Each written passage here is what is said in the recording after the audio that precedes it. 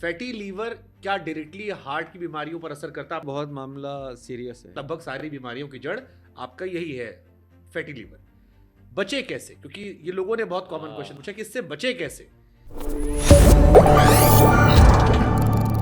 Fatty liver क्या directly heart की बीमारियों पर असर करता है? बहुत मामला सीरियस है। लगभग सारी बीमारियों की जड़ आपका यही है, फैटी लीवर। बचे कैसे? क्योंकि ये लोगों ने बहुत कॉमन क्वेश्चन पूछा कि इससे बचे कैसे। समस्या तो पता लग गई, निदान क्या है? फैटी लिवर का निदान मैंने आपको एक सिंपल फार्मूला बताया, जरा रिपीट करिए। क्या हाइट माइनस आपका जितना हाइट माइनस 100। हाइट माइनस 100, तो 170 में से कितना घटाया? 100। तो वेट कितना होना चाहिए? 70। और अगर फैमिली हिस्ट्री है तो कितना घटाना है? 105 या 7। तो पहला रूल है, first rule, should not deviate is your weight. Slim and fit end of course handsome. Slim, fit and handsome is the first rule to decrease the chance of fatty liver. And second, of course, you have to see that you are not genetically manufacturing defect. अगर मतलब sorry to से parents manufacturing defect का मतलब नहीं है कि माँ बाप से आप जो लेकर आ रहे हैं, माँ बाप से अगर आपको मिला है तो आपको एक्स्ट्रा केयरफुल होना है। उस समय 100 में से 170 में से 105 घटा देना बहुत ज़रूरी। फिर उसके बाद में अपनी वेस्ट कहाँ होती है जरा बताइए आप। हाँ, ये हिप और ये वेस्ट। तो फीमेल्स में वेस्ट और हिप का रेशो कहते हैं पतली कमरिया, वही पतली कमरिया वाला हाल है। तो अगर आपकी वेस्ट और हिप का रेशो 0.7 फीमेल में, मतलब 28 इंच की कमर और 40 की वेस्ट, तो कितना हुआ? 28 को आप 40 से डिवाइड किया तो 0.7 हो गया। For a female, it has to be waist to hip ratio is 0.7 and for men it can be 0.9. तो इसका मतलब क्या हुआ? जब नेक्स्ट टाइम आप कपड़े खरीदने जाएंगे तो आप याद रखिएगा इसको कि do not fit jeans on to you. यार मुझे वो 40 वाली वेस्ट वाली देना, fit into the jeans. Super. Fit into the jeans. A man with a waist of more than 90 centimeter is unhealthy.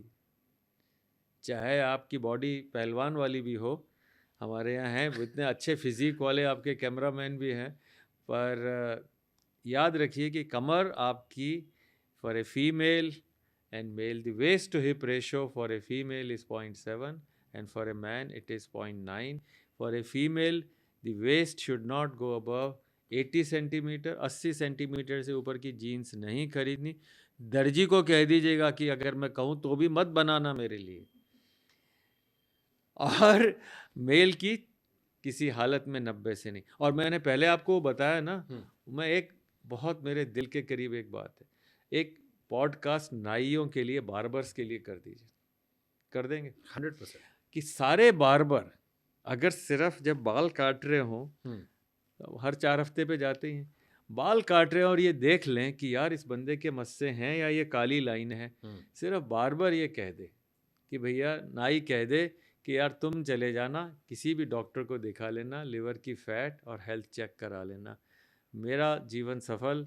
और भारत के अंदर सब लोग डॉक्टर बन जाएंगे, किसी को डॉक्टर सरीन की ज़रूरत नहीं। मैं ये क्लिप काट के देश के सारे नाइयों को टैग करूंगा, बिल्कुल करूंगा। बिल्कुल नाइयों को टैग करना है, क्योंकि और दर्जियों को भी। हाँ। कि मत बनाना तुम जीन, वो कहता रहने दो उसको, जब तक फिट नहीं होगे तो मैं कपड़े नए नहीं मिलेंगे, पुराने में घूमो।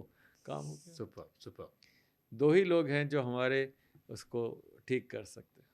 मेरे एक मित्र हैं सर, वो हेल्थ कवर करते हैं। जब मैं टीवी चैनल में था तो उनकी मुझे कॉल आई, तो उन्होंने मुझसे कहा कि ऐसे ही वेट को लेके बात होने लगी, तो उन्होंने मुझसे कहा कि तेल ठीक कर लो, लिवर पर तेल का बड़ा असर होता है। मुझे नहीं पता कितना सच कितना फसाना।